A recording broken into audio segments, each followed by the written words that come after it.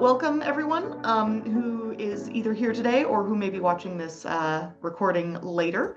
Um, this is the fall webinar for the Masters of Science in Quantum Computing here at UW-Madison. I am Alice Kwok. I'm the Program Graduate Advisor, joined by Katerina Maloney, our Program Associate Director. Our Program Director is Denizia Vuz. And today we are going to be speaking briefly about what this program entails and a little bit about what prospective applicants can anticipate in the process of applying and also in the degree program itself. So here's just a brief agenda about what we're going to be covering. We'll begin by going over a brief summary of who we are here in the physics department and what we do. And then we'll talk a little bit about the actual degree program and its details. So what courses it entails, what research opportunities might be available for students, where our alumni tend to go on to, and the facilities that we offer here at UW. Then we'll talk about the application requirements, if that program sounds interesting to you, a bit about living in Madison, and then we'll have time for your questions at the end. And those, of course, will not be recorded. So a little bit about us. We are the first masters in quantum computing here in the United States. We were established in September 2019. In that first cohort, we had about, I think, 9 students incoming. And now we have 50 students enrolled in the program. So we've grown rapidly in the last 6 years.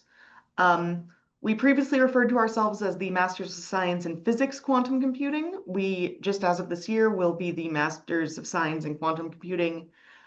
Physics will no longer be in the title, though we are still housed within the physics department. One of the advantages of our program is that it's designed to be accessible for students from all STEM backgrounds. So even though we are within the physics department, we are not looking just for students with physics undergraduate degrees. We also are really eager to see applicants from engineering, from computer sciences, from chemistry, data sciences. This program is accessible to anyone with those backgrounds. Usually our program is completed within 4 to 5 semesters. So most students begin in the fall and then will finish either the following fall or the spring after that. Although it is possible to complete within 3 semesters, which is to say fall, spring, summer, if one takes a particularly ambitious course load. Summer enrollment is also not required. It's optional, it's available if you want to complete your degree more quickly, but summer enrollment is not necessary if you have, say, an internship that you want to pursue. Instruction blends classroom training, independent supervised research, and hands-on laboratory experience. So really all facets of STEM education are included here. Curriculum, what I'm sure you're actually all really interested in. What will I actually be studying? So the MSQC is made up of 14 core credits. You'll be earning 30 overall. That's standard for a master's degree here at UW. All masters at UW are 30 credit degrees. You'll take 1 credit of our 701 graduate seminar in your first semester, first fall. That just sort of acquaints you with the department, acquaints you with the research being done here, and provides opportunities for professional development. Then you will, again in that first semester, take 3 credits of 709 Introduction to Quantum Computing. And 3 credits of 763 Qubit Tune-Up and Programming. That's a new course that we're just piloting this year for the first time, and it's, I think, been very successful. Then the following spring, you'll take 3 credits of 779 Advanced Quantum Computing.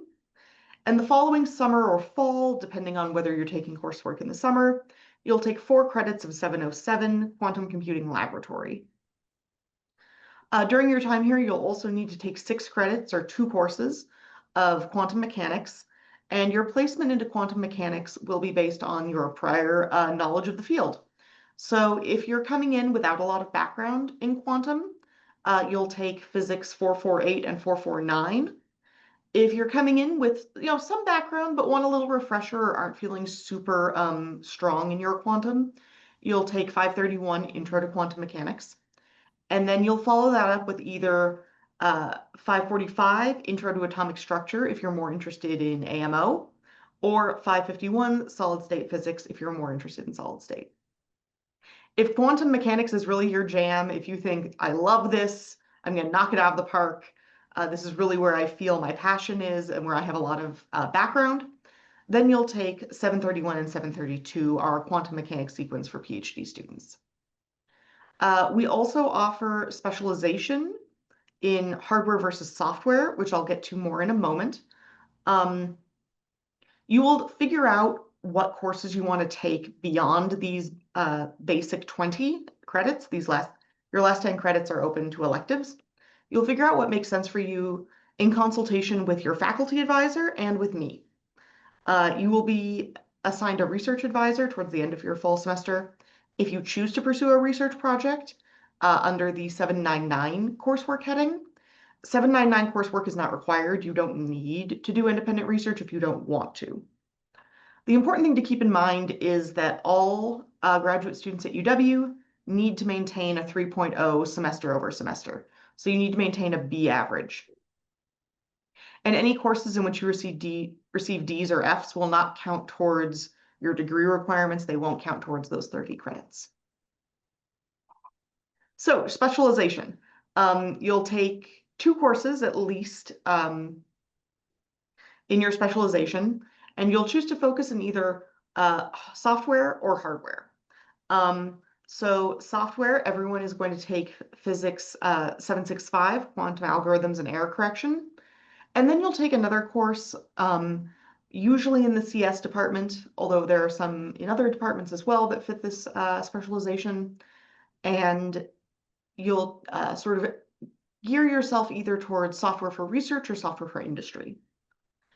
Then we have 2 hardware tracks, AMO, or Atomic Molecular and Optical Physics, in which case you'll take Physics 625 with Denise, our faculty director, and you'll take 623 Electronic Aids to Measurement. Electronic Aids to Measurement is also a required course for our solid state hardware specialization, along with Physics 551, which I pointed out earlier. Katerina, do you want to talk a bit about research opportunities in the department? Yes, as you may have noticed, we have the Wisconsin Quantum Institute here at UW-Madison, which is an organization that brings together faculty from across campus that are involved in quantum computing or quantum information research. So as you get more familiar with what is happening around campus, and I will be letting you know of events that happen at WQI, since I also work for WQI. And you can choose to do research. You can reach out to any faculty that seem interesting to you and which may not be in physics. The work that happens here has to do with quantum computing and networking, quantum sensing, and quantum materials. You can proceed. Next slide. Just to give you, this is a very quick summary, just to give you an idea of the research around campus. In the physics department, the experimental groups, we are lucky to have emphasis on 3 main hardware platforms that are commonly used for quantum computing. One is superconducting qubits. You see the groups that are doing that type of research. In fact, McDermott and the Plur group are also involved with a startup company called Colab. One of their founders just won a Nobel Prize. I just wanted to mention that. But they are headquartered here, in fact, across the street from our physics department. There's the other hardware platform that is also, there's quite a bit of work that happens at the university, is the neutral atoms, that is, and the groups that are involved there. And I forgot to put one person's name there, but there's Sapman, Yavuz, Walker, and Sinclair. So the semiconductor qubits groups are on the experimental side is the Ericsson group. And then there is a lot of research happening on quantum materials, mainly from Tianzheng and the Brar group. Next. if you want to explore the theoretical aspects and you don't like to be in the lab, there is a lot of opportunity in that too. And what you see here is our opportunities in the physics department, whether you want to model devices, to design devices for semiconductor or quantum dot qubits or superconducting qubits. You can see the relevant groups. You can also design explore the properties of quantum materials. So again, this is just, you are free to explore the WQI website where you will see more than about 50 faculty. I would say about 35 of them are very active, so you can browse on what they do and see if anything, what interests you. Next. And again, this is a very quick summary of what is happening in the other departments, which I have to say, it's changing every year as they are adding more and more faculty in the field of quantum information science and engineering. So where do our students go when they graduate? It used to be that the majority, about I would say 75, 80% would continue to PhD programs. I would say still the majority is interested in doing that, but as jobs become easier to get with a master's program, we see more and more students wanting to get into industry right after. I would say about 60% of our students still pursue PhD programs. And so far, what we have seen is that it has been easier for our students that specialize in software to get jobs in industry right away than the ones that want to pursue experimental work. Those paths have still been more popular for our PhD students. So I would say it's up to you. Obviously, you can choose your career path, but you may, we will help you form that. You may come in with a certain, you may think that you want to go one direction and decide to change, and that's okay. On the left here, you can see placement of our students on quantum computing industry. I would say that a small percentage continue to industry that may have nothing to do with quantum computing, and that is fine.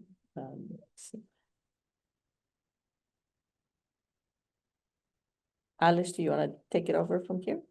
Sure. So we are housed in Chamberlain Hall here in the physics department. Yes. Although we are increasingly also spilling over into the adjacent Sterling Hall as the department is growing.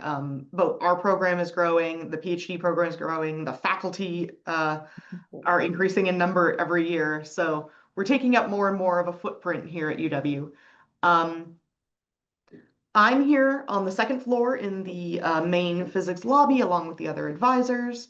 Katerina is up on the fifth floor with the quantum computing faculty. Our students also have a dedicated office space for incoming MSPQC students.